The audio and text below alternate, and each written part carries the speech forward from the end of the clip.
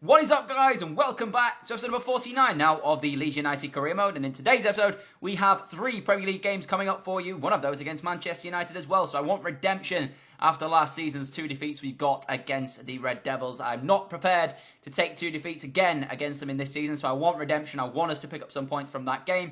You can see after one game, we are in fact doing quite well for ourselves. We won it in the last game thanks to an El Ghazi hat-trick. And one of the guys on that video, or one of the comments left on that video, was from Makatel, and he suggested that Origi and Remy should be our strike partnership. But I left him a comment back saying we literally can't afford to do that. You know, I tell you, basically, there's no point in us doing that. At the end of the day, El Ghazi, if he hits a hat-trick, deserves to be playing in the side, in my opinion. So, for now, unless El Ghazi hits bad form, he will be one of the first names on our team sheet. So, yeah, it's pretty much going to be El Ghazi until he hits a bad run of form.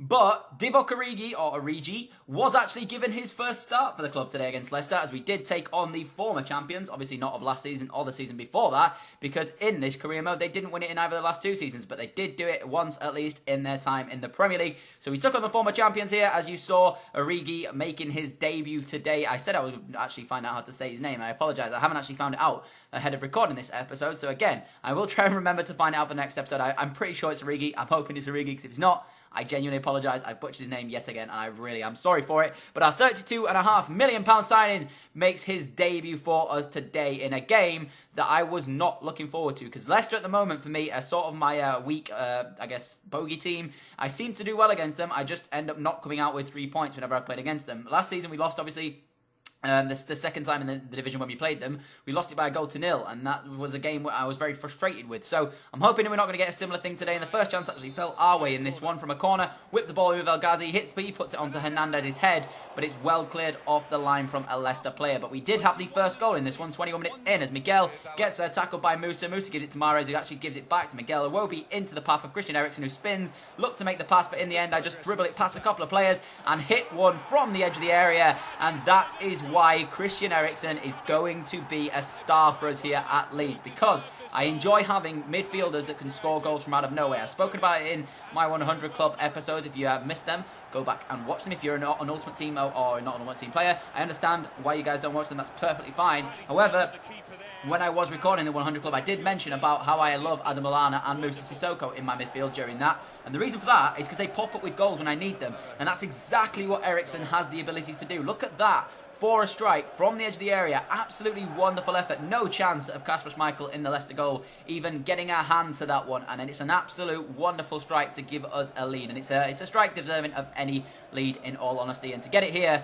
at home in front of my home fans, I was even happier with that. And 23 minutes in, we were leading. But it could have got worse for us here in 27 minutes, as Mark O'Brien gets a lot of luck as he goes up against Miguel. So when I wanted to try and get a better right back in, until Miguel hits the foot. Well, overall, I believe he's good enough to stay and be our first choice right back. But for now, he is our first choice right back, but it's well defended by Vertonghen from the I guess triple tap cross across the face of goal. Vertonghen could have put that in his own net, but thankfully he didn't. That's great defending from the Belgian. But then we got the other end here with Divock Origi, as we caught him on the break from the resulting corner. The number 28, given the number 28 shirt, obviously here at Leeds, goes up the other end. I had no pass on, so I took the strike on, but it's an easy, well, I guess an easy save for Schmeichel. It did come in with power, but in the end it was just a very, very poor effort from me. But it was to get worse for us here in the 45th minute, as Ahmed Musa just stepped past literally 3 or 4 challenges there, slides his effort into the back of the net. A wonderful goal, I have to say, by Musa, but I'm thoroughly disappointed with myself. I missed 2 tackles there with 2 players. I had the chance to block his shot, which unfortunately wasn't able to do with DeSiglio. It was just past the left back, but I had 2 chances to tackle him before that, and I didn't do it. And on the stroke of half-time,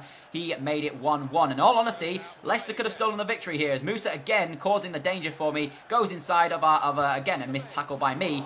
This time, his strike was just over the bar, and I was very happy to see that go over, because that could have been so different this game. We could have actually lost that one. And although I felt we controlled proceedings here at home, you can see by the match facts, I actually wasn't that far ahead of Leicester. So to get a 1-1 draw out of that, I'll take the point, and I won't say it was the best point I've ever had. I was actually thoroughly disappointed while playing it to have actually drawn the game. But looking back at it now, I tell you, that was actually a very close game than what I actually gave credit for when I played it. So Leicester could have actually easily won that to themselves, and credit to them, they gave me an absolutely wonderful game. And it was basically just Musa who actually gave me the game, in all honesty. Musa just rang me ragged during that one. So I'm going to have to pick up my defending if I am seriously trying to challenge for what I said in the last episode of being in the title. I'm not expecting it. I want the top 4 finish though. That's what I want from this season. I've said it numerous times in the last few videos that I want that top 4 finish, and anything less than that this season I'll be thoroughly disappointed with. We've started off well enough. We've got, I think 4 points from our first 2 games, which if you compare that to last season when we got up to the Premier League, we actually weren't anywhere near that. So I'm thankful that we've got off to a good enough start here at least to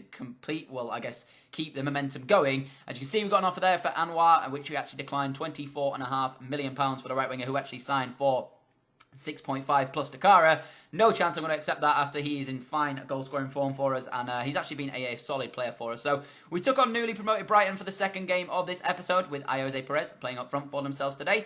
We are playing in the blue kit. They are in their blue and white strip, so it was a very, very weird one, because sometimes I am actually colourblind as well in real life. So sometimes when I'm playing people on FIFA Ultimate Team, it can get quite annoying if they're using a similar kit to mine, because it is very, very confusing to me. I'm not badly colourblind or anything like that. It's just literally I am slightly colourblind. So kits that look pretty much identical, like a dark green and then like a light green or black. It tends to be dark green and black that I struggle with. So sometimes when I'm playing a game, I try to stay clear, and if it means me not having the realistic use of like them using their home kit, if I have to switch them to their away kit and me use my home kit, even if I'm playing away, that's why I sometimes do it. So I apologise if it annoys you. It's just literally because I can see it in game, because sometimes it gets a little bit tough to be able to see with the fact that I'm slightly colourblind. But I was happy enough to play with my blue kit, as they did have their blue and white one. I felt as though I should be able to tell the difference between the two. In all honesty, when I got into game, it didn't cause me too much of an issue. As you can see, Brighton were a newly promoted side, but I was expecting them to give me a tough game here. You can see their side, it's not that brilliant in terms of the players they've got. They haven't really added too much to their side. They do have Knockout, obviously.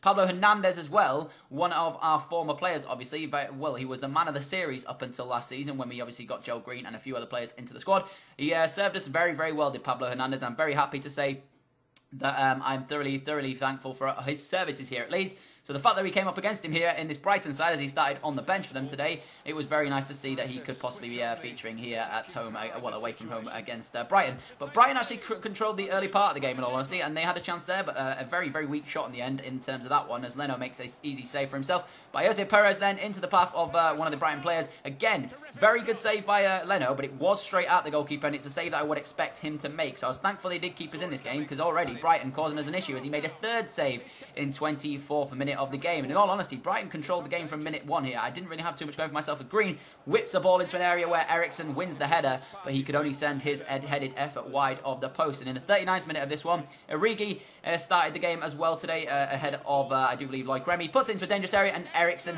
has to score.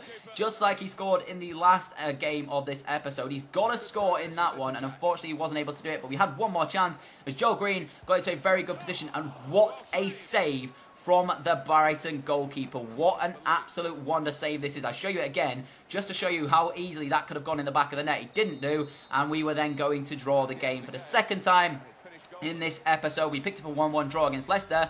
We ended up getting a goalless draw here against Brighton. I was thoroughly disappointed in this one. As much as I was disappointed in the Leicester one, I look back on it and say, you know what, that one was actually a fairly even game, so a point to both teams is probably fair. But that one there, although Brighton did play very well and deserved to get themselves a point, the fact that we've got a goalless draw against Brighton, I was not happy about. And I have to say, it could have easily gone Brighton's way. If Leno doesn't make those 3 saves, Brighton were going to be 1-0 up from minute 1. And it was a very good performance from them, and I hope they stay up this season, because that was an absolute wonder performance from them. And the fact that Pablo Hernandez is there, it just makes me want to root for them even more. So if Brighton stay up this season, it'll be a job well done for themselves. But I do believe that that point probably won't help them do that. It's literally at the earliest stages of the season. And at the moment, I do believe they are sat in the bottom 3. So at the moment, they're not looking too great either. So 1 win and 2 draws at the moment in this Premier League season. I'm looking to make that 2 wins and 2 draws. We're still yet to be defeated. Again, we're only 3 games into the season. So I can't really read into that too much. The fact that we are undefeated is, yeah, great. And in all honesty, but last season we were defeated at this point, and the fact that we're not is even better. But at the same time, as I've said, we're literally 3 games into the season, so this can't be read too much into. And like, league positions changed and everything. So although Brighton are in the bottom 3 at the end of the season, they could easily get out of it. Like I said, last season Everton were in like the bottom of the table with about 10 or 15 games to play, and ended up staying up last season. So anything is possible in the Premier League. You can see there as well, I actually took the England manager's job. It was offered to me. I was a bit sceptical at first, but I thought to myself, you know what, I'm English, there's no, it's offered to me fair and square, I'm going to take it. So I did go ahead and take it.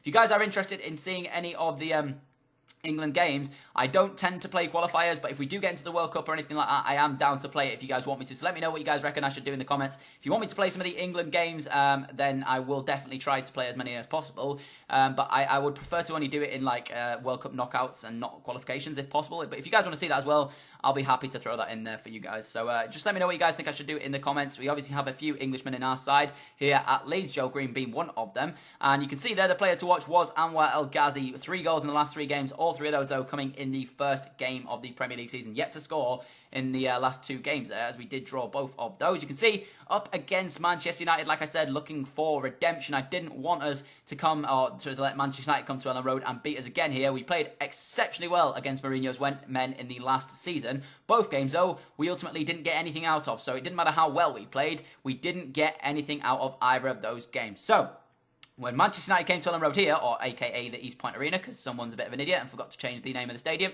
me. But 10 minutes into this one, when we got this chance here with Loic Remy, was in the side ahead of Divock Origi today, and he buried it in off the post. I was thinking, oh my word.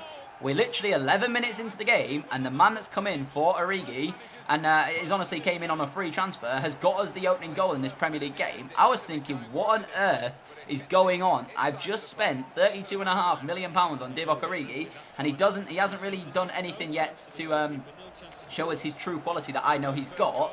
But yet we got Loic Remy on a free, and he is causing Premier League defences a bit of an issue at the moment. I was like, oh my god, we've got an absolute wonder signing here, because the thing is, when we have 3 strikers of these quality, we can swap and change them as much as we want, and we have a real chance here at Leeds of keeping our goal-scoring efforts a bit, well, to the highest standard. So 17 minutes in, when Manchester United hit the post, and then Anthony Martial sent in Darmian, but a good block from our defensive unit kept the score at 1-0. I was thinking to myself, this is going to be a game that we are going to pick up 3 points from in this one. But all the luck was going our way as Griezmann hit the bar there 23 minutes into the game. It could have easily been 1-1. And in all honesty, Manchester United should have got something out of this game. They had chances to get themselves into this one, but were unable to do so, as Eriksson played the ball into Remy, and for the second time we had another chance, and Remy really should have finished the ball off. But unfortunately, a fantastic save from David De Gea kept the score still at 1-0. And in the 82nd minute, Manchester United would have one more attack to try and get themselves something out of the game, as it was a big spell of pressure for us here, as Paul Pogba gets on the ball, takes the strike on. Leno with an initial good save, brilliantly saved actually from the new signing here at Ellen Road. And then Manchester United were to whip the corner in yet again, and this time, this is an even better save from Leno. Take a look at this. Comes down to Griezmann, acrobatic effort, and what a save from Bernard Leno to keep the score at 1-0. And for the first time in the series, we have defeated Manchester United. I am absolutely thrilled with that one. The fact that we lost to them twice last season, and yet we didn't deserve to lose either of those games. Yet here, honestly, we didn't deserve to win it, and we did. I am so thrilled with that, because at the end of the day, we picked up 2 draws earlier on in the episode. I wanted the 3 points from this one, and that's exactly what we got. Thankful to Loic Remy for the early effort in the game that he did have. He had another chance, obviously, to get himself a second in the game. Wasn't able to do so for a very good save from the Manchester City goalkeeper in David De Gea. But ultimately, we win the game by 1-0, and if we're going to be pressuring or trying to get top 4 this season, we need to win games like this. And as you can see there by the match facts, we didn't deserve to win that game pretty much at all. But again, I'll take it. It happens sometimes in career mode. It's happened to me numerous times. Happened to us twice last season against Manchester United. We were the better side, and we didn't get anything out of it. So I'm hoping this season we are not the better side in both the games, and we still beat them by 1-0. So I think for the last 3 times we played against them, every game has ended 1-0, which is, you know, pretty mental in all honesty. The fact that all the games have been that close, and it's been 1 goal to separate us in all the games we've played against them, then that's very, very weird to see. But this time we did come out on top in this season. So the season where it actually matters to me, in my opinion, we are doing pretty well for ourselves. You can see as well by the top of the table, Swansea are actually sat first. They've won all of their Premier League games so far, so they could be a bit of an underdog this season. You're going to see the league table coming up in just a second. Again, I want to thank you all so much for the support you've been showing my videos recently. 350 subs, that's mental. And thank you all so much for liking, comment, and everything that you guys have been doing to me. So I've been Danny. I hope you've enjoyed this episode of Career Mode. Other than that, I am out. Adios.